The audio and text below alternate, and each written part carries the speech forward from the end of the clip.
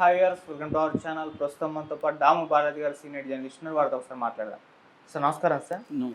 Sir, Ramoji film సిటీలో దయ్యాలు ఉన్నాయి అనే ఒక వార్త ఇప్పుడు నేషనల్ వైడ్గా కూడా ట్రెండ్ అయిపోతుంది. అంటే చాలామంది డైరెక్టర్లు, హీరోయిన్లు, హీరోలకు దీన్ని ఎక్స్పీరియన్స్ చేశారు. వాళ్ళు పలు ఇంటర్వ్యూల్లో చెప్పినట్టుగా కూడా తెలుస్తుంది. ముఖ్యంగా మన బాలీవుడ్ హీరోయిన్ కాజోల్ దేవ్గన్ ఆమె ఒక ఇంటర్వ్యూలో చెప్పడంతో ఇది మొత్తం కూడా వైరల్ అయిపోయింది. మరి నిజంగా దయ్యాలు ఉన్నాయా? మరి వీళ్ళు ఎందుకు ఈ విధంగా చెప్తున్నారు? మరి దీనికి సంబంధించి మీరేం చెప్తారు? రామోజీ ఫిల్మ్ సిటీలో దెయ్యాలనే వార్త గత 2-3 రోజుల నుంచి నేషనల్ మీడియాలో హైలైట్ అయింది. దీనికి ప్రధాన కారణం ఏంటంటే కాజోల్లో ఆమె సినిమా మా అనే సినిమా షూటింగ్ అక్కడ జరిగిందని చెప్పి ఆమె ఒక నేషనల్ ఛానల్కి ఇచ్చిన ఇంటర్వ్యూలో నేను చాలా ఇబ్బందులు ఎదుర్కొన్నాను, అక్కడ అసలు రాత్రులట్టు నిద్రపోలేదు, అక్కడ దెయ్యాలు ఉన్నాయి అని ఆమె చెప్పడం.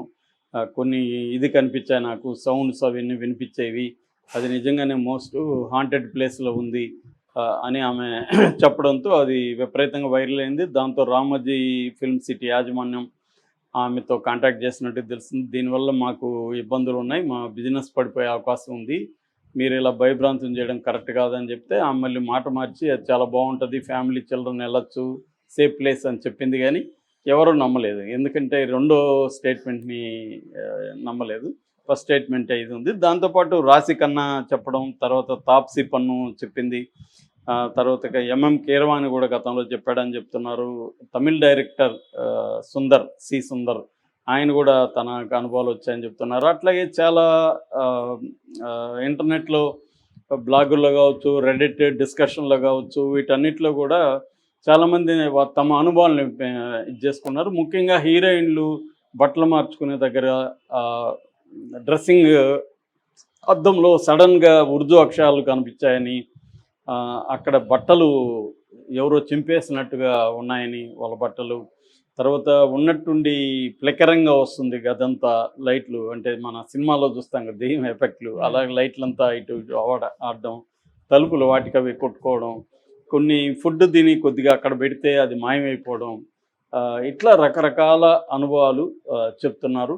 సో ఈ అనుభవాలంతా కూడా ఫేమస్ అయిపోయినాయి. ఇప్పుడు ఏ స్థాయిలో ఇది ఫేమస్ అయినాయంటే, మనం కానీ గూగుల్లోకి వెళ్ళి most haunted places in India అని కొట్టామంటే 5వ ప్లేస్లోకి రామోజీ ఫిల్మ్ సిటీ ఉంది. ఎవరు కొట్టినా వస్తుంది అది.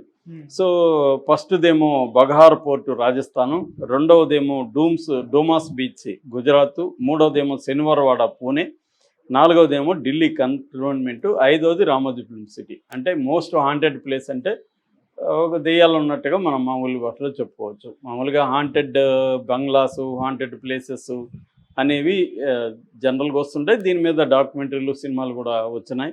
మామూలుగా మనకు బోల్డ్ హారర్ సినిమాలు ఇలాగ హాంటెడ్ హౌస్లో లేకపోతే హాంటెడ్ ప్యాలెస్లో జరగడం మనం చూస్తాము, చంద్రముఖి లాంటివి.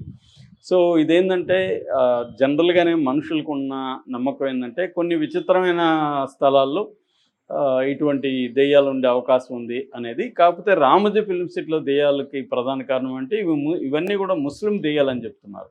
అందుకనే కొన్ని ముస్లిం సంబంధించిన చాంటింగ్స్, అరుపులు అవన్నీ కూడా ముస్లిం భాషలో వినిపిస్తున్నాయని చెప్తున్నారు. దీనికి ప్రధాన కారణం ఏంటంటే 1996లో Ramoji film city construction start అయింది. 2000 ఎకరాల్లో అబ్దుల్లాపూర్ మెట్ట దగ్గర. దీన్ని ప్రధానంగా ఆ ఫేమస్ ఆర్ట్ డైరెక్టర్ నితీష్ రాయ్ని పిలిపించి ఈ కన్స్ట్రక్షన్ చేశారు. ఇదేంటంటే గతంలో ఇక్కడ నిజాంకు సంబంధించిన సమాధులు ఉన్నాయనేది ఒకటైతే, రెండోది అది వార్ గ్రౌండ్గా, అంటే అక్కడ ఎక్కువగా యుద్ధాలు జరిగేవి, అక్కడ సైనికులు చనిపోతే అట్టట్టే భూమిలో పాతిపెట్టేవి, వాళ్ళ సమాధులు కూడా ఉండేవి కాదు, భూమిలో పాతిపెట్టారు. అటువంటి శవాల దిబ్బల మీద రామోజీ ఫిల్మ్ సిటీ కట్టారు. అందుకనే ఇక్కడ ముస్లిం దెయ్యాలు తిరుగుతున్నాయి, ఉర్దూలో ఇవన్నీ అక్షరాలు రావడం, ముస్లిం దీంట్లో ఇస్లామిక్ ఉర్దూ చాంట్స్ రావడం, ఇవన్నీ కారణం వచ్చి అక్కడ నిజాం పీరియడ్లో సైనికులు చనిపోయారు. ఇట్లా కొన్ని సమాధులు కూడా నిజాం సమాధులు ఉన్నాయి అనేది ఒక వార్త. ఇది టైమ్స్ ఆఫ్ ఇండియా కూడా 2021లో కూడా ఇదే రాసిందనమాట. సో దీని తర్వాత ఏంటంటే మనకి అక్కడ రామోజీ ఫిల్మ్ సిటీలో దాదాపు 2000 ఎకరాలు మెయిన్ కనిపిస్తుంది. 6 హోటల్స్ ఉన్నాయి, 1200 మంది పనిచేస్తున్నారు. ఇంకొక 8000 మంది వరకు చుట్టుపక్కల గ్రామాల్లో టెంపరీగా వచ్చి పనిచేసుకొని వెళ్ళేవాళ్ళు, ఏజెంట్లుగా ఉండేవాళ్ళు, అంటే ట్రావెల్ ఏజెంట్లుగా ఉండేవాళ్ళు, ఇలాగంతా ఉంది. అదొక పెద్ద ఇండస్ట్రీగా చెప్పుకోవచ్చు. మనకేంటంటే ఎవ్రీ ఇయర్ కూడా ఒక 400 నుంచి 500 ఫిల్మ్ ప్రొడక్షన్స్ అక్కడ షూటింగ్ చేస్తాయి. 15 షూటింగ్లు ఒకేసారి చేయొచ్చు అనమాట, అంత విసులుబాటు ఉంది అక్కడ. అట్లాగే 47 సౌండ్ స్టేజెస్ ఉన్నాయన్నమాట, అక్కడ ఒకటి చేసుకోవచ్చు. సో ఇక అది కాకుండా ట్రావెల్కి సంబంధించి కూడా 15 లక్షల మంది పర్ ఇయర్కి అక్కడ వెళ్తున్నారు.